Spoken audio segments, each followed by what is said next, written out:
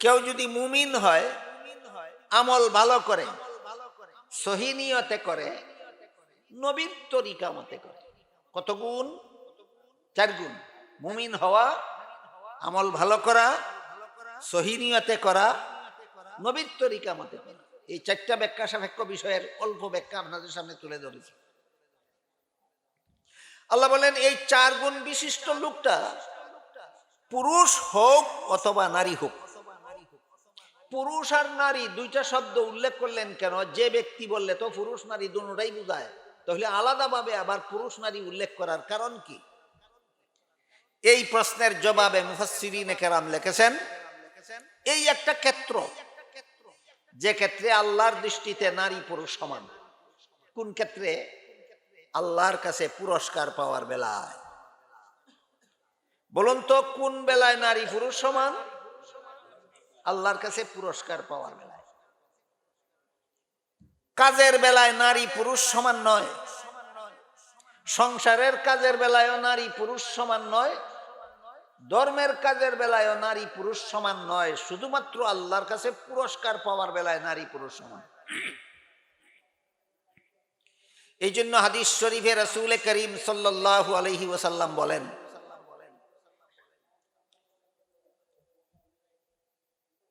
যে ব্যক্তি এক মহিলা রাসূলের কাছে গিয়া অনুমতি চাইল, মদিনা শরীফের মসজিদে রাসূল ইমাম হয়ে যখন নামাজের জামাত পরিচালনা করেন, সেই জামাতে শরীক হওয়ার জন্য। কারণ মদিনা শরীফের মসজিদে নববীর জামাতে শরীক হইলে 1 রাকাতে 50,000 রাকাতের সমান সওয়াব পাওয়া যায়। তাই একটা মহিলা রাসূলের কাছে ওই জামাতে শরীক হওয়ার অনুমতি চাইলে রাসূল অনুমতি না দিয়ে বললেন, পুরুষ মসজিদের জামাতে নামাজ পড়লে যেই সওয়াব পাবে, তুমি ঘরের কোনায় একা পড়লে সেই সওয়াবই পাবে। কাজেই নামাজের পদ্ধতি নারী পুরুষের সমান না আল্লাহর কাছে সওয়াব পাওয়ার বেলায় সমান? কোন বেলায় সমান, কোন বেলায় সমান নয় আমি কি আপনাদেরকে বুঝাতে পারলাম? নামাজের পদ্ধতি নারী পুরুষে সমান নয়, কিন্তু আল্লাহর কাছে সওয়াবের বেলায় সমান। রাসূল বলেন, পুরুষ মসজিদের জামাতে নামাজ পড়ে যেই সওয়াব, মহিলা ঘরের কোনায় একা নামাজ পড়ে সেই সওয়াব। কিন্তু আমাদের বর্তমান সমাজে কিছু মহিলার আবির্ভাব হয়েছে এমন, কিছু পুরুষেরও মন মানসিকতা এইরকম তৈরি হয়েছে, যারা নিজেদের মা বোনদেরকে 5 বেলার নামাজে না হইলেও জুম্মার নামাজে না হইলেও অন্তত তারাবির নামাজে জামাত পড়ার জন্য মহিলাদেরকে মসজিদে পাঠিয়ে দেয়। বলেন তো এই সমস্ত অতিরঞ্জিতকারীদের আমলটা আর রাসূলের কথাটা একরকম না বিপরীত? রাসূল কি বলেছিলেন?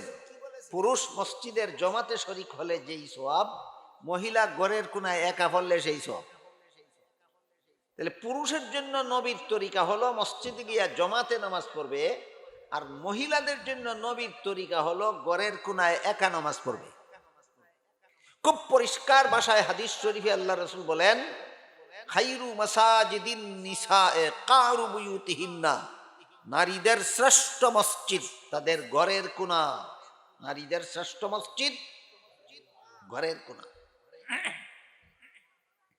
কোন পুরুষ যদি শরীয়ত সম্মত কারণ ছাড়া একা একা ঘরে নামাজ পড়ে ফেলে, নামাজ হবে না এমন কথা নয়, তবে নামাজের সওয়াব নষ্ট হবে। কি বুঝলেন? কোন পুরুষ যদি অকারণে ঘরে একা নামাজ পড়ে, নামাজই হবে না, না সওয়াব নষ্ট হবে? ঠিক তেমনি ভাবে কোন মহিলা যদি মসজিদের জামাতে শরীক হয়, তারও সওয়াব নষ্ট হবে। পুরুষ একা পড়লে সওয়াব নষ্ট, নারী জামাতে শরীক হইলে সওয়াব নষ্ট। কারণ পুরুষের জন্য জামাত পড়া নবীর তরিকা, আর নারীর জন্য একা পড়া নবীর তরিকা। পুরুষ একা নামাজ পড়লে নবীর তরিকা লঙ্ঘন করলো, এই জন্য সওয়াব নষ্ট। মহিলা জামাতে শরীক হইলে নবীর তরিকা লঙ্ঘন করলো, এই জন্য সওয়াব নষ্ট। কিন্তু তারপরও পুরুষের একা পড়া আর নারীর জামাতে শরীক হওয়ার মধ্যে একটু ব্যবধান আছে। পুরুষ যদি মসজিদের জামাতে না গিয়ে ঘরে একা একা নামাজ পড়ে, সওয়াব নষ্ট হইল আখিরাতের ক্ষতি।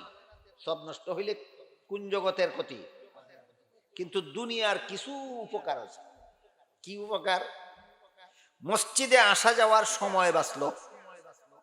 মসজিদে আসা যাওয়া করতে যদি কষ্ট হয় সেটার থেকেও বাঁচলো। মসজিদে গাড়ি নিয়ে আসা যাওয়া করলে যে তেল খরচ হইতো সেইটাও বাঁচলো। আখেরাতের ক্ষতি হইল, দুনিয়ার কিছু উপকার হইল। আমি আখেরাতের ক্ষতি হইল এটাকে বলি আম গেল, আর দুনিয়ার উপকার হইল এটাকে বলি সালা রইল। কি গেল কি রইল? আম গেল সালা রইল।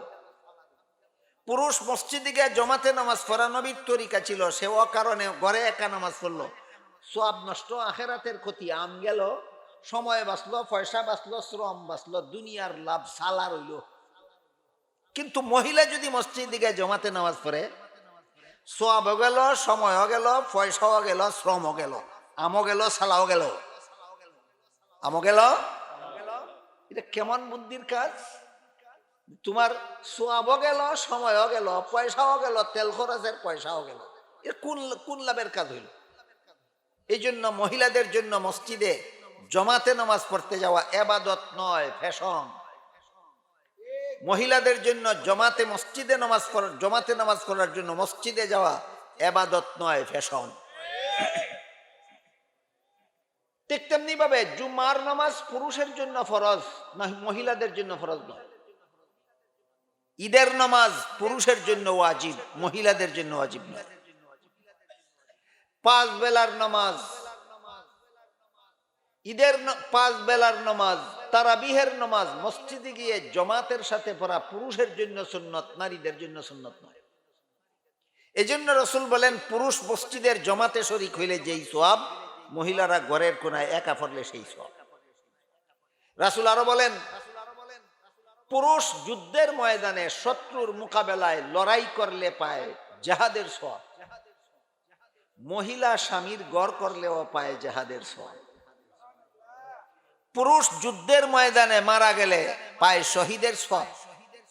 রাসূল বলেন, মহিলা সন্তান প্রসবের সময় মারা গেলেও পায় শহীদের সওয়াব। পুরুষ যুদ্ধের ময়দান থেকে বিজয়ী হয়ে ফিরলে পায় গাজীর সওয়াব। আল্লাহর রাসূল বলেন, মহিলা সন্তান প্রসবের পরে বেঁচে থাকলেও পায় গাজীর সওয়াব। দেখুন, পুরুষের জন্য জিহাদের সওয়াব আছে, মহিলাদের জন্য জিহাদের সওয়াব আছে। পুরুষের জন্য শহীদের সওয়াব আছে, মহিলাদের জন্য শহীদের সওয়াব আছে। পুরুষের জন্য গাজীর সওয়াব আছে, মহিলাদের জন্য গাজীর সওয়াব আছে। একই কাজে না কাজ ভিন্ন? তাইলে নারী পুরুষ সমান কাজের বেলায় না সওয়াবের বেলায়? এই পার্থক্যটা বুঝাবার জন্য আল্লাহ বলেন, মিন যাকারিন আও উনসা ফাহুয়া মুমিন। কোন মানুষ যদি মুমিন হয়, আমল ভালো করে, সহিহ নিয়তে করে, নবীর তরিকা মতে করে, তাহলে নারী হোক পুরুষ হোক আল্লাহর কাছে পুরস্কার পাওয়ার বেলায় সমান। আল্লাহ কি বুঝাইলেন? নারী পুরুষ কাজে সমান না পুরস্কারে সমান? এই কথাটা বুঝাবার জন্য আল্লাহ পুরুষ মহিলা আলাদা আলাদা ভাবে বলেছে। এই যে আলোচনার ভিতরে আসলো যে রাসূল বলেন, পুরুষ মসজিদের জমাতে শরীক হলে যেই সওয়াব, মহিলা ঘরের কোনায় একা পড়লে সেই সওয়াব। এখানে পুরুষকে আলাদা ফ্যাসিলিটি দেওয়া হলো না মহিলাকে? মহিলাকে। পুরুষ আলাদা সময় ব্যয় করে, আলাদা শ্রম দিয়ে, আলাদা তেল খরচ দিয়ে মসজিদে গিয়া জমাতে পড়ে পাবে যেই সওয়াব, মহিলা না মসজিদে যাওয়ার সময় দেওয়া লাগবে, না মসজিদে যাওয়ার শ্রম দেওয়া লাগবে, না তেলের পয়সা দেওয়া লাগবে, ঘরের কোনায় একা একা পরেই পাবে পুরুষের সমান জমাতের সওয়াব। তার কারণ কি? মহিলাদেরকে আলাদা ফ্যাসিলিটিটা কেন দেওয়া? এই কথাটা বর্তমান সমাজের অনেক মুসলমানের জানা নাই। আমি মনে করি জানা দরকার। ধরুন, আপনার বিবির জন্য মসজিদের জমাতে শরীক হওয়া সুন্নত না আপনার জন্য? তা আপনি যে এই সুন্নত পালন করার জন্য মসজিদের জমাতে নামাজ পড়তে যাবেন, আপনার ঘরে যখন একটা 6 মাসের শিশু বাচ্চা থাকবে, না কোনো মুসলমানের ঘরে জীবনে কোনোদিন 6 মাসের শিশু বাচ্চা থাকে না? থাকে। আপনার ঘরে যখন একটা 6 মাসের শিশু বাচ্চা থাকে, তখনও তো আপনার জন্য মসজিদে জমাতে নামাজ পড়া সুন্নত। বাচ্চাটা কুলে করে নিয়ে যাবেন না ঘরে রেখে যাবেন? ঘরে রাখার আলোচনাটা আমরা পরে করি, মসজিদে নিয়ে গেলে অসুবিধা কি আগে বলুন। 6 মাসের শিশু বাচ্চা কুলে নিয়ে মসজিদে জমাতে শরীক হতে যদি আপনি যান, পারবেন নামাজটা নিশ্চিন্ত মনে পড়তে? সন্তান পেশাব করে দিলে, 1 রাকাত পড়ার পরে সন্তান পায়খানা করে দিলে, 2 রাকাত নামাজ পড়ার পর সন্তানে চেঁচামেচি শুরু করলে আপনার নামাজও নষ্ট হবে, মসজিদও নষ্ট হবে, মুসল্লিদের নামাজও নষ্ট হবে। সুতরাং বাচ্চা কুলে নিয়ে মসজিদে জমাতে শরীক হওয়ার উপায় নাই কোনো পুরুষের। বাধ্য হয়ে আপনার এই সুন্নত পালনের জন্য সন্তানটাকে ঘরে রেখে যেতে হবে, খালি ঘরে না মায়ের কুলে। মায়ের কুলে যদি 6 মাসের বাচ্চাকে রেখে আপনি মসজিদে জমাত নামাজ পড়তে যান, কোনো টেনশন আছে? কেন টেনশন নাই? যেই বাচ্চা আপনাকে টেনশনে ফেলতো সেই বাচ্চা দেখাশোনা মায়ে করতেছে। তাহলে আপনার কার কারণে সুন্নতটা পালন করতে পারলেন? বাচ্চার মায়ের কারণে। ইসলামের বিধান, যার কারণে একজন কোন নেক আমল করতে পারলো, এই লোকটা নেক আমল করে যেই সওয়াব, যে সুযোগ করে দিল তারও সেই সওয়াব। এবার বুঝলেন রসুল কেন বললেন পুরুষ মসজিদের জমাতে শরীক হলে যেই সওয়াব, মহিলা ঘরের কোনায় একা পড়লে সেই সওয়াব কেন বললেন? কারণটা কি বুঝে আসলো? শুধু এই একটাই মাত্র কারণ নয়, আরো অনেক কারণ আছে, আরো বিভিন্ন কারণ আছে। এই কারণগুলি জানতে হইলে আমাদের সংসার জীবনে পুরুষের দায়িত্ব কি আর মহিলার দায়িত্ব কি সেটাও বোঝা দরকার। সংসার জীবনেও পুরুষের কাজ আলাদা, মহিলার কাজ আলাদা। সংসার জীবনেও পুরুষের কাজ আলাদা, মহিলার কাজ আলাদা। যেমন ধরুন, বাচ্চা গর্ভে ধারণ করা পুরুষের কাজ না মহিলার কাজ? বাচ্চা প্রসব করা পুরুষের কাজ না মহিলার কাজ? বাচ্চাকে স্তনের দুধ পান করানো পুরুষের কাজ না মহিলার কাজ? এই কাজগুলি যে মহিলা করবে, সেই মহিলাকেই যদি আপনি চাকুরি করার জন্য বাড়ির বাইরে পাঠিয়ে দেন, দোকানদারি করার জন্য বাজারে পাঠিয়ে দেন, ব্যবসা করার জন্য শহরে পাঠিয়ে দেন, তাইলে ঘরের কাজগুলি হবে? হবে না। তাইলে সংসার জীবনেও পুরুষের কাজ আলাদা, মহিলার কাজ আলাদা। বুঝতে পারছেন? বুঝে থাকলে বলুন তো, গৃহস্থী করা মহিলার কাজ না পুরুষের কাজ? ব্যবসা করা মহিলার কাজ না পুরুষের কাজ? চাকুরি করা মহিলার কাজ না পুরুষের কাজ? মহিলাকে দিলে কি হবে একটু বোঝার চেষ্টা করি। মহিলাকে দিলে কি হবে? আপনার তো বাচ্চা গর্ভে নেওয়ার ক্ষমতাই নাই, বাচ্চা প্রসব করার ক্ষমতাই নাই, বাচ্চাকে স্তনের দুধ পান করাবার ক্ষমতাই তো কোনো পুরুষের নাই। নাকি চট্টগ্রামের কোনো পুরুষের আছে? নাই। সিলেটের কোনো পুরুষের যেমন এই ক্ষমতা নাই, সারা দুনিয়ার কোনো পুরুষের এই ক্ষমতা নাই। মহিলাদের যে আলাদা কতগুলি কাজ করতে হয়, এইগুলির ক্ষমতা কোনো পুরুষের নাই। এমত অবস্থায় মহিলাদের একটা কাজও আপনি করতে পারেন না। সন্তান গর্ভে নেওয়ার কাজটাও আপনি করতে পারেন না, সন্তান প্রসব করার কাজটাও আপনি করতে পারেন না, সন্তানকে স্তনের দুধ পান করাবার কাজটাও আপনি করতে পারেন না। শুধুমাত্র আপনাকে একটা দায়িত্ব দেওয়া হয়েছে, রুজি রোজগার করুন, উপার্জন করুন। পুরুষ উপার্জন করবে আর মহিলা ঘরে বসে তার উপার্জিত সম্পদ উপভোগ করবে। মহিলাদের অনেক দায়িত্ব, পুরুষের মাত্র একটা। মহিলার অনেক দায়িত্ব, মহিলার অনেক দায়িত্ব। প্রতি মাসে মাসে ঋতুস্রাবের ঝামেলা সহ্য করার দায়িত্ব একতরফা মহিলার। প্রতিটি সন্তান গর্ভে ধারণ করার দায়িত্ব একতরফা মহিলার। প্রতিটি সন্তান প্রসব করার দায়িত্ব একচেটিয়া মহিলার। প্রতিটি সন্তানকে স্তনের দুধ পান করাবার দায়িত্ব একচেটিয়া ভাবে মহিলার। প্রতিটি সন্তান নিজে নিজে চলাফেরা করার যোগ্য হওয়ার আগ পর্যন্ত তাকে খাওয়ানো, ঘুম পাড়ানো, গোসল করানো, পেশাব পায়খানা করানো মহিলার দায়িত্ব। মহিলার দায়িত্ব একটা দুইটা না, অনেকগুলি। এই দায়িত্বগুলির একটাও তুমি নিতে পারো না। তোমার দায়িত্ব মাত্র একটা, রুজি করে আনো আর মহিলাকে খাওয়াও। কটা? একটা। এতগুলি দায়িত্ব মহিলার একটাও তুমি নিতে পারো না। আর তোমার একটা মাত্র দায়িত্ব, সেটাও যদি মহিলাকে দিতে চাও, তাহলে তুমি কি দুনিয়াতে গুড়ার ঘাস কাটার জন্য আসছো? পুরুষেরা গুড়ার ঘাস কাটাইছো দুনিয়াতে? না তুমি মাসিক ঋতুস্রাবের ঝামেলার দায়িত্বটা নিতে পারো, না তুমি সন্তান গর্ভে নেওয়ার দায়িত্বটা নিতে পারো, না তুমি সন্তান প্রসবের দায়িত্বটা নিতে পারো, না তুমি সন্তানকে স্তনের দুধ পান করাবার দায়িত্বটা নিতে পারো, না তুমি সন্তান লালন পালনের দায়িত্বটা নিতে পারো। একটা মাত্র দায়িত্ব তোমাকে দেওয়া হয়েছে, রুজি করো তুমি আর মহিলাকে খাওয়াও। এটাও যদি না পারো, দুনিয়াতে গুড়ার ঘাস কাটতে আসছো তুমি? বুঝা থাকলে এবার বলুন তো, মহিলাদের দায়িত্ব একটা দুইটা না অনেকগুলি? পুরুষের দায়িত্ব অনেকগুলি না মাত্র একটা? পুরুষের দায়িত্ব মাত্র একটা, তাও যদি মহিলারে দিতে চায়, এই পুরুষের মতো নিষ্কর্মা মানুষ জগতে আর কেউ হতে পারে না। এইসব বিষয় সমাজের সমস্ত পুরুষদের, মুসলমান পুরুষদেরও জানা দরকার, সমাজের সমস্ত মহিলাদেরও জানা দরকার। কেন মহিলাদের জানা দরকার?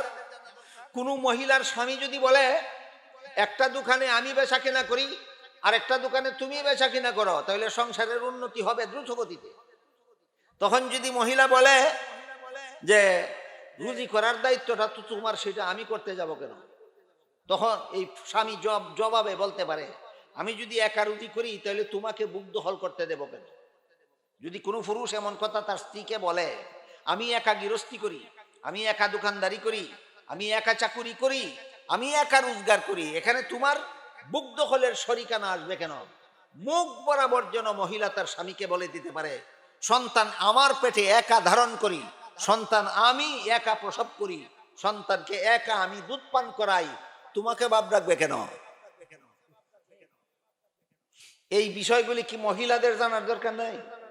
আমাদের সমাজের মহিলারা এগুলি জানে না, বুঝে না। এই জন্য এই কুচতুর পুরুষরা মহিলাদের দায়িত্ব একটাও নিজে নিতে চায় না, নিজের দায়িত্বটাও মহিলাদের ঘাড়ে চাপাতে চায়। একমাত্র কারণ এই সমাজের মহিলারা ইসলামী শিক্ষায় শিক্ষিত নয়। এই সুযোগে পুরুষরা মহিলাদের সাথে এই প্রবঞ্চনাটা করার সুযোগ পায়।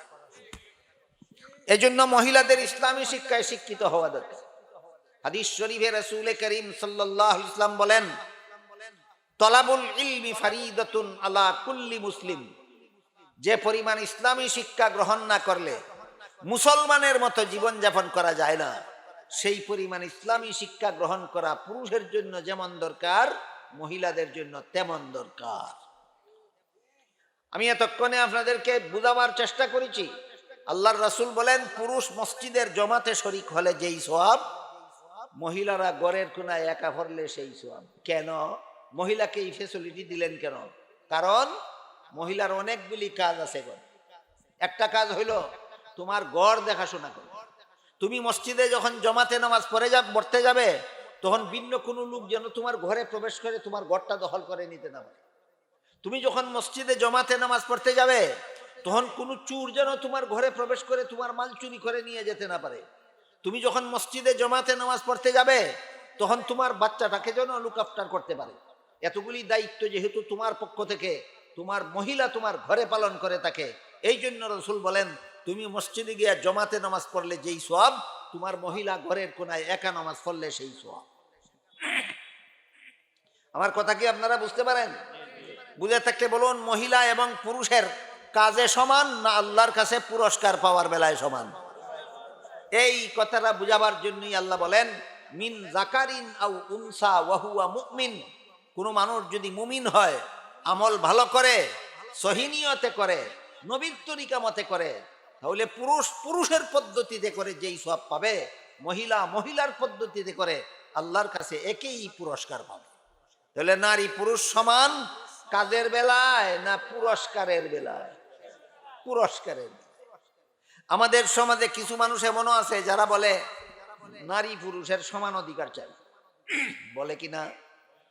যারা সমান অধিকার চায়, এদেরকে বলতে চাই, পুরুষের দায়িত্ব সংসার জীবনে কটা? বুঝেন না এতক্ষণ? বলুন, সংসার জীবনে পুরুষের দায়িত্ব কটা? একটা। মহিলাদের দায়িত্ব অনেক। যারা যারা সমান অধিকার চাও, তোমরা মহিলাদের দায়িত্বগুলি ভাগ করো, অর্ধেক মহিলাকে দাও আর অর্ধেক তোমরা নিয়ে যাও, যেহেতু তোমরা সমান অধিকার চাও। বুঝেন নাই কথা? আর একটু খুলে বলি। একটা বাচ্চা পেটে নিয়ে 10 মাস চলাফেরা করতে বড় আরাম না কষ্ট? এই কষ্টটা একতরফা ভাবে তোমার বিবি করে। প্রথম বাচ্চা পেটে নিয়ে 10 মাস তোমার বিবি কষ্ট করলো, দ্বিতীয় বাচ্চাটাও যদি তোমার বিবির পেটে দাও, তাহলে সমান অধিকার প্রতিষ্ঠা করলা কোথায়? হে সমান অধিকারের স্লোগানদারী পুরুষেরা, তোমার বিবির পেটে একটা বাচ্চা দাও আর একটা বাচ্চা তোমার পেটে নাও, সত্যই যদি সমান অধিকার চাও। আর হে সমান অধিকার দাবিদার মহিলারা, সত্যই যদি সমান অধিকার চাও, তাহলে একটা বাচ্চাকে তুমি প্রসব করো আর একটা বাচ্চা তোমার স্বামী দিয়া প্রসব করাও, যদি সত্যই সমান অধিকার চাও। কি বুঝলেন আপনারা? সমান অধিকার যারা চায় পারবে কোনোদিন? কাজেই ধর্মের বেলায় যেমন সংসারের কাজের বেলায় নারী পুরুষ সমান নয়, ধর্মের কাজেও নারী পুরুষ সমান নয়। একমাত্র আল্লাহর কাছে পুরস্কার পাওয়ার বেলায় নারী পুরুষ সমান। এই কথাটা বুঝাবার জন্য আল্লাহ বলেছেন মিন জাকারিন আও উনসা। এই 4 গুণে গুণান্বিত মানুষটা পুরুষ হলে আল্লাহর কাছে যেই পুরস্কার, নারী হলেও আল্লাহর কাছে একই পুরস্কার।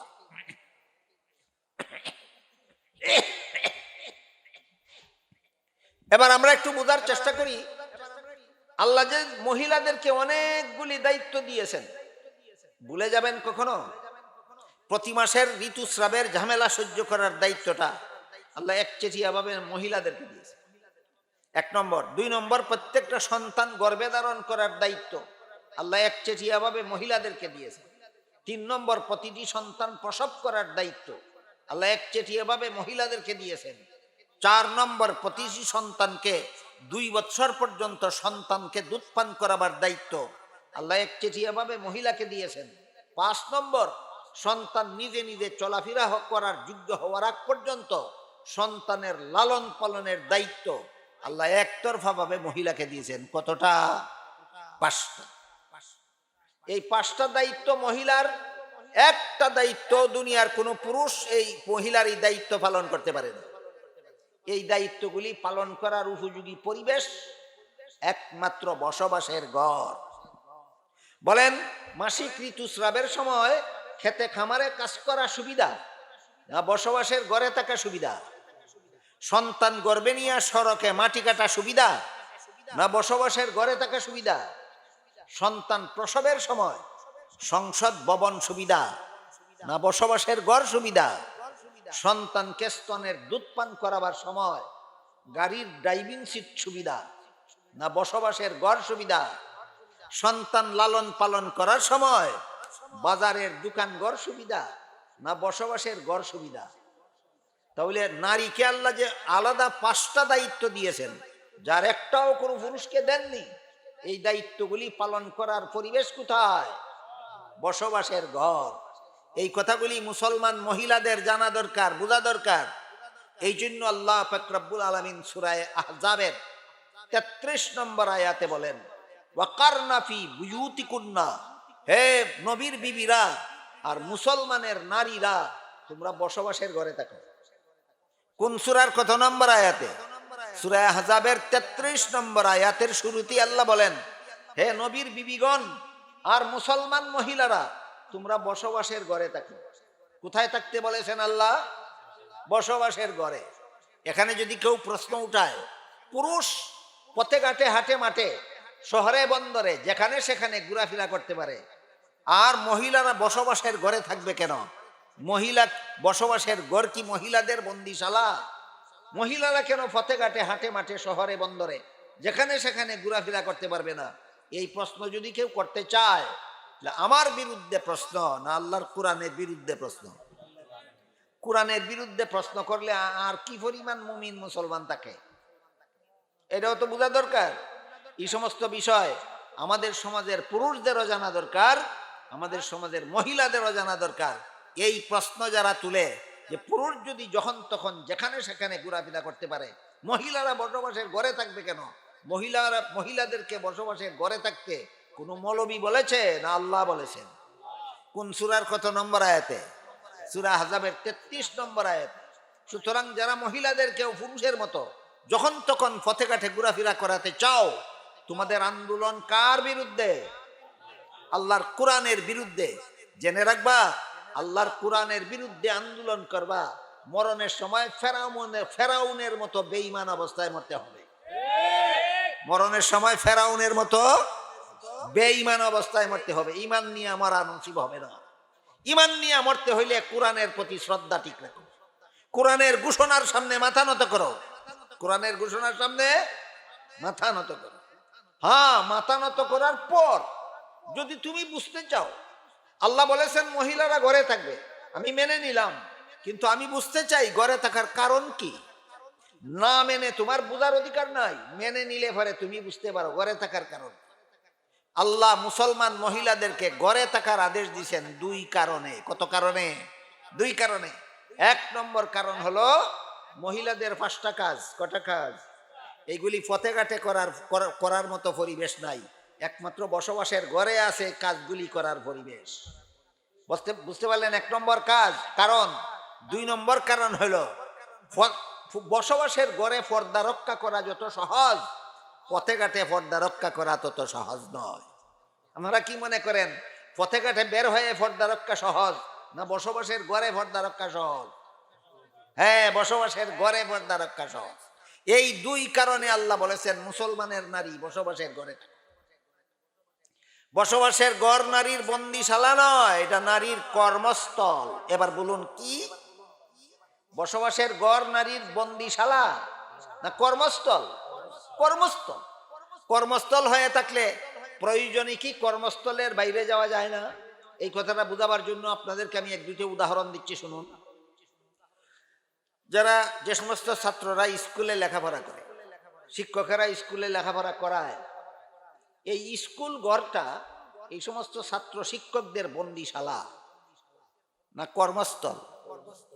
যে সমস্ত অফিসারেরা অফিসে বসে বসে চাকরি করেন, অফিস ঘরটা কি অফিসারদের বন্দিশালা না কর্মস্থল? কর্মস্থল। এমপিরা মন্ত্রীরা সংসদ ভবনে বসে বসে দেশ শাসনের পরিকল্পনা গ্রহণ করেন, কাজেই সংসদ ভবনটা এমপি আর মন্ত্রীদের বন্দিশালা না কর্মস্থল? ঠিক তেমনি ভাবে, যেমন ভাবে দোকানঘর ব্যবসায়ীদের বন্দিশালা নয়, কর্মস্থল। অফিসারদের বন্দিশালা নয়, কর্মস্থল। স্কুল কলেজ ছাত্র শিক্ষকের বন্দিশালা নয়, কর্মস্থল। ঠিক তেমনি ভাবে বসবাসের ঘর নারীদের বন্দিশালা নয়, কর্মস্থল। কাজেই ব্যবসায়ীরা দোকানের বাইরে যেতে পারে দরকার হলে, অফিসার অফিসের বাইরে দরকারে যেতে পারে, স্কুল কলেজের ছাত্র শিক্ষকরা স্কুল কলেজের বাইরে দরকার হলে যেতে পারে, মন্ত্রী আর এমপিরা সংসদ ভবনের বাইরে দরকার হলেও যেতে পারে না? না পারে? 100 বার পারে। কাজেই বসবাসের ঘর যদি নারীদের বন্দিশালা না হয়ে কর্মস্থল হয়ে থাকে, তাহলে তো নারীরাও দরকারে বাইরে যেতে পারার কথা। আল্লাহ বলেন পারে, 100 বার পারে। আল্লাহ বলেন ওয়ালা তাবাররাজনা তাবাররুজাল জাহিলিয়াতিল উলা। হে নারীরা, পাঁচ কাজ তোমাদের যে আলাদা 5 কাজ, যেই 5 কাজে কোনো পুরুষ সহযোগিতা করতে পারে না, এই 5 কাজ করার উপযোগী পরিবেশ বসবাসের ঘর।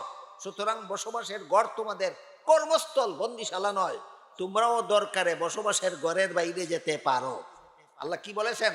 দরকারেও মুসলমানের মহিলা বাড়ির বাইরে যেতে পারে না, না দরকার বশত পারে? দরকার বশত পারে, কিন্তু তোমার মন গড়া দরকার নয়। আল্লাহ এবং আল্লাহর রসুলের পক্ষ থেকে দরকার নির্ধারিত। বলেন দরকার মন গড়া না ইসলামের বিধান মতো নির্ধারিত? হ্যাঁ, ইসলামের বিধান মতো 3 রকম দরকারে মুসলমানের মহিলা বাড়ির বাইরে যেতে পারে। কত রকম দরকার? 3 রকম দরকারে মুসলমানের মহিলা বাড়ির বাইরে যেতে পারে। 1 নম্বর দরকার হলো ধর্মীয় দরকার, 2 নম্বর দরকার হলো সাংসারিক দরকার, 3 নম্বর দরকার হলো আর্থিক সংকট। ধর্মীয় দরকারে, সাংসারিক দরকারে, আর্থিক সংকটে মুসলমানের মহিলা বাড়ির বাইরে যেতে পারে। 3 দরকারের 3টা উদাহরণ দিচ্ছি, শুনুন। কোন মহিলার উপর যদি হজ ফরজ হয়, বলুন আপনারা বসবাসের ঘরে বসেই হজ হবে না ঘর থেকে বের হতে হবে? কোন দরকারে? ধর্মীয় দরকার। কোন দরকার? ধর্মীয় দরকার।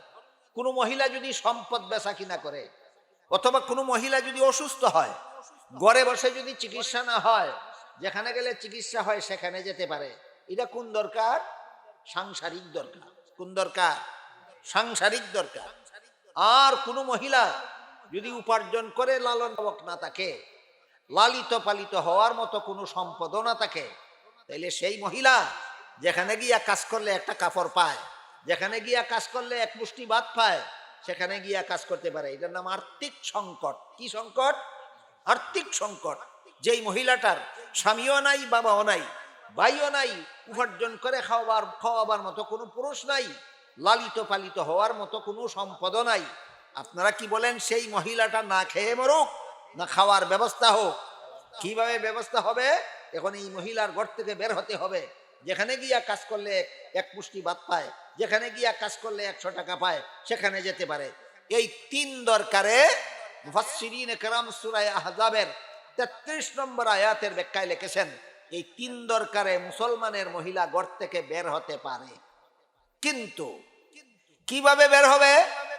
আল্লাহ পাক রব্বুল আলামিন বলেন, ওয়ালা তাবাররাজনা তাবাররুজাল জাহিলিয়াতিল উলা।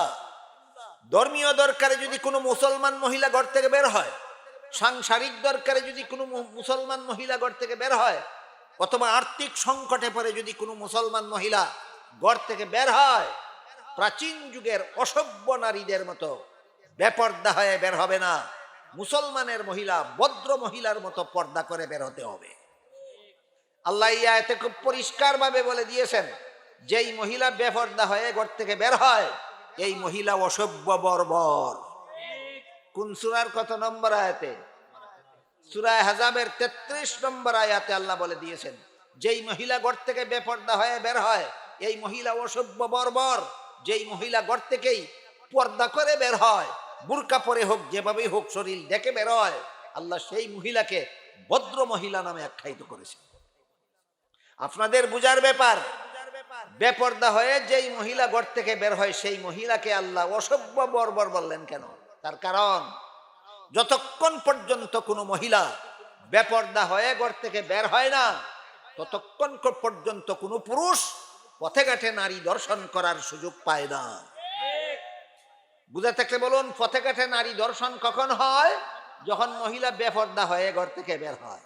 তাহলে পথে ঘাটে নারী দর্শনের জন্য 1 নম্বরের দায়ী হইল বেপর্দা মহিলা। এই জন্য আল্লাহ পাক রব্বুল আলামিন সূরা আহজাবের 33 নম্বর আয়াতে বলেছেন, যেই মহিলা বেপর্দা হয়ে ঘর থেকে বের হয়, এই মহিলা অসভ্য বর্বর। হাদিস শরীফে রাসূল করিম সাল্লাল্লাহু আলাইহি ওয়াসাল্লাম বলেন, কোন মহিলা যদি ঘর থেকে বেপর্দা হয়ে বের হয়, বের হওয়ার সাথে সাথে একটা শয়তান তার গায়ে সোয়ার হয়। কি সোয়ার হয়? আপনাদের নবী মিথ্যা কথা বলেন? রাসূল যে বললেন, যেই মহিলা ঘর থেকে বেপর্দা হয়ে বের হয়, একটা শয়তান তার গায়ে সোয়ার হয়, রাসূল কি এই কথাটা মিথ্যা বলেছেন? এরপরে রাসূল বলেন, যতক্ষণ পর্যন্ত ফিরে আবার ঘরে প্রবেশ না করে, ততক্ষণ পর্যন্ত শয়তানটা এই পথে ঘাটে বিচরণকারী বেপর্দা মহিলার ঘাড়ে সোয়ার থাকে। কতক্ষণ সোয়ার থাকে? যতক্ষণ বেপর্দা অবস্থায় পথে ঘাটে থাকে। শয়তান এই বেপর্দা মহিলার ঘাড়ে সোয়ার হয়ে এমনিই বসে থাকে না। রাসূল বলেন 2টা কাজ করে। কটা কাজ? 2টা কাজ। 1 নম্বর, রাস্তার পুরুষ পালের কুদৃষ্টি ওই মহিলার দিকে টেনে নিয়ে আসে। শয়তান মহিলার বেপর্দা মহিলার ঘাড়ে বসে, এমনিই বসে থাকে, অবসর না কোনো কাজ করে। কটা কাজ? 2টা। একটা, রাস্তার পুরুষ পালের কুদৃষ্টি এই বেপর্দা মহিলার দিকে টেনে নিয়ে আসে, আর একটা কাজ করে, মহিলার কুদৃষ্টি রাস্তার পুরুষের দিকে টেনে নিয়ে যায়, যার ফলে পথে ঘাটে নারী দর্শন হয়, যার ফলে পথে ঘাটে ইপটিজিং হয়। ইপটিজিং আজকাল পথে ঘাটে হয় কিনা? ঘরের ভিতরে ইপটিজিং হয় না পথে ঘাটে হয়? পর্দানিসীন নারীকে নিয়ে ইপটিজিং হয় না বেপর্দা নারীকে নিয়ে ইপটিজিং হয়? যে নারী ঘর থেকে বেপর্দা হয়ে বের হয়, এই নারী বোকাটা ছেলেদেরকে ইপটিজিং এর সুযোগ করে দেয়। যেই নারী ঘর থেকে বেপর্দা হয়ে বের হয়, এই নারী চরিত্রহীন পুরুষদেরকে পথে ঘাটে ধর্ষণ করার সুযোগ দেয়। এই জন্য আল্লাহ সূরা আহজাবের 33 নম্বর আয়াতে যে মহিলারা ঘর থেকে বেপর্দা হয়ে বের হয়, এদেরকে অসভ্য বর্বর বলেছেন।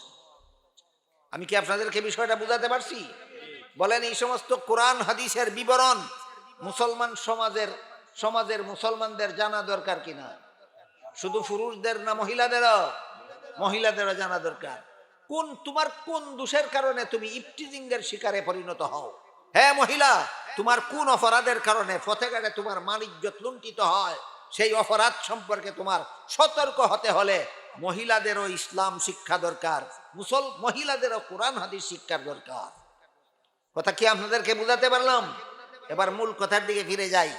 আল্লাহ বলেন, কোন মানুষ যদি মুমিন হয়, 1 নম্বর নেক আমল করে, 2 নম্বর সহি নিয়তে করে, 3 নম্বর নবীর তরিকা মতে করে, 4 নম্বর 5 নম্বর হলো সে পুরুষ হোক অথবা নারী হোক। এই কথাটা কেন বললেন? এই কথাটা বললেন একথা বোঝাবার জন্য, কাজের বেলায় নারী পুরুষ সমান নয়, আল্লাহর কাছে পুরস্কার পাওয়ার বেলায় নারী পুরুষ সমান, এটা বোঝাবার জন্য আল্লাহ এই কথাটা বলেছেন। এবার 6 নম্বর আল্লাহ বলেন, ফালানুহইয়ান্নাহু হায়াতান তাইয়্যিবাতান। এই 4 গুণ বিশিষ্ট মহিলা এবং পুরুষকে আমি আল্লাহ পবিত্র জীবন দান করব। 4 গুণ বিশিষ্ট নারী পুরুষকে আল্লাহ কি জীবন দান করবেন? পবিত্র জীবন। বলেছিলাম এই পবিত্র জীবনের ব্যাখ্যা কি? মুফাসসিরিনে কেরাম তাফসীরের কিতাবে লিখেছেন, পবিত্র জীবন 2 রকম। একটা দুনিয়ার জীবনে, দুনিয়াতে পবিত্র জীবন, আর একটা আখেরাতে পবিত্র জীবন। পবিত্র জীবনের ব্যাখ্যা কটা? 2টা। একটা দুনিয়াতে পবিত্র জীবন, আর একটা আখেরাতে পবিত্র জীবন। দুনিয়ার পবিত্র জীবন বলতে কি বোঝায়? তাফসীরের কিতাবে লিখেছেন, কোন নারী অথবা কোন পুরুষের মধ্যে যদি গুণ 4টা থাকে, সে মুমিন, নেক আমল করে, সহি নিয়তে করে, নবীর তরিকা মতে করে, এই 4 গুণ বিশিষ্ট পুরুষ, 4 গুণ বিশিষ্ট নারী দুনিয়াতে যত বড় অভাবগ্রস্ত হোক না কেন, যত বড় রোগাক্রান্ত হোক না কেন, যত বড় বিপদগ্রস্ত হোক না কেন, আল্লাহ তার অন্তরটাকে জান্নাতের আশায়, সান্ত্বনায় ভরপুর করে রাখবে। এই 4 গুণওয়ালা নারী পুরুষ মারাত্মক রকমের বিপদে পড়লেও অন্তরটা কোনোদিন হতাশ হবে না। এই 4 গুণ বিশিষ্ট নারী পুরুষ মারাত্মক রোগে আক্রান্ত হলেও অন্তরটা তার কোনোদিন হতাশ হবে না। এই 4 গুণওয়ালা নারী পুরুষ মারাত্মক রকমের বিপদগ্রস্ত হলেও কোনোদিন অন্তরটা তার হতাশ হবে না। সদা সর্বদা তার অন্তরে আল্লাহ একটা সান্ত্বনা দিয়ে রাখবেন। দুনিয়ার জীবন, দুনিয়ার অভাব আমার অল্প দিনের, ক্ষণস্থায়ী, দুনিয়ার বেমার সেমার আমার ক্ষণস্থায়ী, দুনিয়ার বিপদ আপদ আমার ক্ষণস্থায়ী, কিন্তু পরকালের জান্নাত আমার চিরস্থায়ী। এই কথাটা আল্লাহ তার অন্তরে বদ্ধমূল করে দিবেন। ক্ষণস্থায়ী দুঃখ সে ভুলে যায় চিরস্থায়ী জান্নাতের আশায়। এই মর্মে আল্লাহ তার অন্তরটাকে কোনোদিন হতাশ হতে দেন না, অন্তরটাকে সান্ত্বনা দিয়ে ভরপুর করে রাখেন। এটা হলো দুনিয়াতে পবিত্র জীবন। আরেকটা হলো আখেরাতে পবিত্র জীবন। আখেরাতের পবিত্র জীবনের ব্যাখ্যা হলো জান্নাতি জীবন। আখেরাতের পবিত্র জীবনের ব্যাখ্যা হলো জান্নাতি জীবন। জান্নাতি জীবনের পবিত্রতার সামান্য একটু বিবরণ দিচ্ছি আপনাদেরকে। হাদিস শরীফে উল্লেখ আছে, রাসূল করিম সাল্লাল্লাহু আলাইহি ওয়াসাল্লাম বলেন, জান্নাতি পুরুষদেরকে যে সমস্ত বিবি দেওয়া হবে, যে সমস্ত স্ত্রী দেওয়া হবে, এই সমস্ত স্ত্রীদের মুখের থুথুর মধ্যে মেশকে আম্বরের মতো সুগন্ধ হবে। এই সমস্ত স্ত্রীদের শরীরের ঘামের মধ্যে মেশকে আম্বরের মতো সুগন্ধ হবে। বেহেশতি পুরুষদেরকে যে সমস্ত স্ত্রী দেওয়া হবে, এই সমস্ত স্ত্রীদের ঢেকুরের মধ্যে মেশকে আম্বরের সুগন্ধ হবে। ঢেকুর বুঝেন? ঢেকুর খাওয়ার পরে একটু বাতাস পেট থেকে মুখ দিয়ে বের হয়ে যায়, এই বাতাস বের হওয়াটাকে ঢেকুর বলা হয় বাংলায়। বুঝেন আপনারা? এই ঢেকুরের মধ্যে মেশকে আম্বরের সুগন্ধ হবে। হাদিস শরীফে রাসূল করিম সাল্লাল্লাহু আলাইহি ওয়াসাল্লাম বলেন, জান্নাতি স্ত্রীদের পেটের ভিতরে কোনো অপবিত্র জিনিস থাকবে না। পেশাবের মতো অপবিত্র জিনিস জান্নাতি স্ত্রীদের দেহের ভিতরে থাকবে না। পায়খানার মতো অপবিত্র জিনিস জান্নাতি স্ত্রীদের পেটের ভিতরে থাকবে না। মাসিকের পচা রক্তের মতো অপবিত্র জিনিস জান্নাতি স্ত্রীদের দেহের ভিতরে থাকবে না। তাদের দেহের বাহির ভিতর থাকবে পবিত্র। তাদের শরীরের কোনো কিছুর মধ্যেই মেশকে আম্বরের সুগন্ধ ছাড়া কোন রকমের দুর্গন্ধ থাকবে না। হাদিস শরীফে আল্লাহ রাসূল বলেন, এই রকম জান্নাতি একটা স্ত্রী যদি দুনিয়ার আকাশে তার হাতের কবজি পর্যন্ত ঝুলিয়ে দিত, দুনিয়ার জান্নাতি একটা স্ত্রী যদি দুনিয়ার আকাশে তার সম্পূর্ণটা হাত নয়, শুধু হাতের কবজি পর্যন্ত যদি দুনিয়ার আকাশে ঝুলিয়ে দিত, কিয়ামত পর্যন্ত দুনিয়ার আকাশে চন্দ্র সূর্য গ্রহ নক্ষত্র উদয় না হলেও জান্নাতি স্ত্রীর হাতের পাঞ্জার রূপে সারা দুনিয়া কিয়ামত পর্যন্ত উজ্জ্বল ঝলমল ঝলমল করত, দুনিয়াতে কোনোদিন রাত হইতো না। এই সমস্ত বিবি আল্লাহ পবিত্র জীবী, ওয়ালাকুম ফিহা আজওয়াজুম মুতাহহারা, আল্লাহ কোরআনে বলেছেন পবিত্র বিবিগণ পাবে তোমরা জান্নাতে। এই জান্নাতের জীবনটাই সম্পূর্ণ আগাগোড়া পবিত্র। এই হইল পবিত্র জীবনের দুই ব্যাখ্যা, একটা দুনিয়াতে পবিত্র জীবন আর একটা আখেরাতে পবিত্র জীবন। আর একটা কথা বলতে চাই, 4 গুণ বিশিষ্ট নারী পুরুষকে যে আল্লাহ দুনিয়াতে পবিত্র জীবন দিবেন, এর অর্থ হইল যত বড় অভাবগ্রস্ত হোক অন্তরটা তার হতাশ হবে না কোনোদিন, যত বড় রোগে আক্রান্ত হোক অন্তরটা কোনোদিন তার হতাশ হবে না, যত বড় বিপদগ্রস্ত হোক অন্তরটা কোনোদিন হতাশ হবে না। এটা লেকচার দিয়া বুঝাবার জিনিস নয়, এটা 4 গুণে গুণান্বিত হয়ে উপলব্ধি করার জিনিস, বুঝাবার জিনিস না বুঝার জিনিস, বুঝার জিনিস। এর একটি উদাহরণ দিচ্ছি শুনুন। 5 বছরের একটা নাবালক ছেলেকে আপনি যদি 5 ঘন্টা লেকচার দেন, এই জিনিসটার নাম সাবালক হওয়া। 5 বছরের নাবালক ছেলেকে 5 ঘন্টা লেকচার দিয়া যেমন সাবালক কাকে বলে বুঝাবার কোনো উপায় নাই, যেদিন সাবালক হবে নিজে নিজেই বুঝবে। কি বলেন? নাবালক ছেলেকে লেকচার দিয়া সাবালক বোঝানো যায় না? সাবালক হলে নিজে নিজেই বুঝে। যেমন ভাবে সাবালক বুঝাবার ব্যাপার নয়, বুঝার ব্যাপার, ঠিক তেমনি ভাবে অন্তরের সান্ত্বনা কোন জিনিস, বুঝাবার ব্যাপার নয়, বুঝার ব্যাপার। আজকে থেকে আপনারা 4 গুণের অধিকারী হন, নিজে নিজেই টের পাবেন অন্তর সান্ত্বনায় ভরপুর থাকার পবিত্র জীবনের ব্যাখ্যা বুঝাবার ব্যাপার নয়, বুঝার ব্যাপার। আল্লাহ পাক রব্বুল আলামিন বলেন, কোন মানুষ যদি মুমিন হয়, আমল ভালো করে, সহি নিয়তে করে, নবীর তরিকা মতে করে, সে পুরুষ হোক অথবা নারী হোক, আমি তাকে দুনিয়াতে পবিত্র জীবন দান করব, আখেরাতে পবিত্র জীবন দান করব, আর তার আমলের চেয়ে বহুগুণ বেশি পুরস্কার দেব। আমলের চেয়ে বহুগুণ বেশি। এই বহুগুণের পরিমাণ কত? এটা হলো 7 নম্বর ব্যাখ্যা সাপেক্ষ কথা। এই ব্যাখ্যাটা বলেই আমার কথা শেষ করতে যাচ্ছি। হাদিস শরীফে রাসূল করিম সাল্লাল্লাহু আলাইহি ওয়াসাল্লাম বলেন, হাসরের মাঠে এক ব্যক্তি দেখবে তার আমল নামায় উহুদ পাহাড়ের সমান বিশাল একটা সওয়াব লেখা। ওই লোকটা আল্লাহকে বলবে, আল্লাহ এত বড় সওয়াবের কোনো কাজ তো আমি দুনিয়ার জীবনে কোনোদিন করিনি, এত বড় সওয়াব আমার আমল নামায় আসলো কিভাবে? আল্লাহ জিজ্ঞাসা করবেন, বলো তো দুনিয়ার জীবনে 1 টুকরা খেজুর কোনোদিন আমি আল্লাহর রাস্তায় সহি নিয়তে দান করেছো কিনা? একটা খেজুর না 1 টুকরা? 1 টুকরা। আল্লাহ বলবেন, 1 টুকরা খেজুর দুনিয়ার জীবনে সহি নিয়তে আমি আল্লাহর রাস্তায় দান করেছো কিনা? সে বলবে, হ্যাঁ করেছি। 1 টুকরা খেজুর তো আঙ্গুলের মাথার অর্ধেকটা সমান, এটা তো উহুদ পাহাড়ের সমান নয়। আমার আমল নামায় উহুদ পাহাড়ের সমান সওয়াব কিভাবে লেখা হলো? আল্লাহ তখন বলবেন, তোমার 1 টুকরা খেজুরের সওয়াবকে আমি বাড়াতে বাড়াতে বাড়াতে উহুদ পাহাড় পরিমাণ করে ফেলেছি। বলুন আমল কত বড় আর পুরস্কার কত বড়, কোনো তুলনা আছে? তুলনা নেই। তাই আল্লাহ বলেন, ফালানুহইয়ান্নাহুম হায়াতান তাইয়্যিবাতান ওয়া লানাজজিয়ান্নাহুম আজরাহুম বিআহসানি মা কানু ইয়ামালুন। পবিত্র জীবন দান করব, আর আমলের তুলনা নয়, তুলনাহীন পুরস্কার দান করব। আমল তোমার অতি নগণ্য সাব্যস্ত হবে, আর আমি আল্লাহর দেওয়া পুরস্কার হবে বিশাল। এতগুলি পুরস্কার 4 গুণ বিশিষ্ট পুরুষ এবং নারীর জন্য। 1 নম্বর গুণ ঈমান, 2 নম্বর গুণ নেক আমল, 3 নম্বর গুণ সহি নিয়ত, 4 নম্বর গুণ নবীর তরিকা। ঈমান, আমল, সহি নিয়ত, নবীর তরিকা। সব কথা যারা মনে রাখতে পারবো না, 4 কথা জীবন ভর মনে রাখার চেষ্টা করব। আমি যদি ইমানদার হতে পারি, আমি যদি সহি নিয়তের অধিকারী হইতে পারি, আমি যদি নেক আমলওয়ালা হতে পারি, আমি যদি নবীর তরিকাওয়ালা হতে পারি, আল্লাহ দুনিয়াতেও আমাকে পবিত্র জীবন দান করবেন, আখেরাতেও জান্নাতি জীবন দান করবেন, আমলের চেয়ে বহুগুণ বেশি পুরস্কার দান করবেন। আল্লাহ আপনাদের আমাদের সবাইকে তৌফিক দান করুন, আমিন। সুবহান রাব্বিকা রাব্বিল ইজ্জাতি আম্মা ইয়াসিফুন ওয়া সালামুন আলাল মুরসালিন ওয়ালহামদুলিল্লাহি রাব্বিল আলামিন।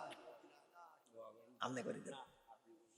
আল্লাহুম্মা সাল্লি আলা সাইয়্যিদিনা ওয়া নাবিয়িনা মাওলানা মুহাম্মদ ওয়া আলা আলিহি ওয়া সাহবিহি ওয়া বারিক ওয়া সাল্লিম কামা তুহিব্বু ওয়া তারদা আদাদা মা তুহিব্বু ওয়া তারদা। আলহামদুলিল্লাহিল্লাযী হাদানা লিহাযা ওয়া মা কুন্না লিনাহতাদিয়া লাউলা আন হাদানাল্লাহ রব্বানা যালামনা আনফুসানা ওয়া ইল্লাম তাগফির লানা ওয়া তারহামনা লানাকুনান্না মিনাল খাসিরিন রব্বানা আতিনা ফিদ দুনিয়া হাসানাতাও ওয়া ফিল আখিরাতি হাসানাতাও ওয়া কিনা আযাবান্নার। ইয়া আল্লাহ, এই মুবারক সমাবেশকে কবুল আর মঞ্জুর করুন। ইয়া আল্লাহ, এর উসিলায় আমাদের জিন্দেগানকে হেদায়েত করুন। সমস্ত মুমিন মুসলমান মুর্দেগানকে নাজাত দান করুন। ইয়া আল্লাহ,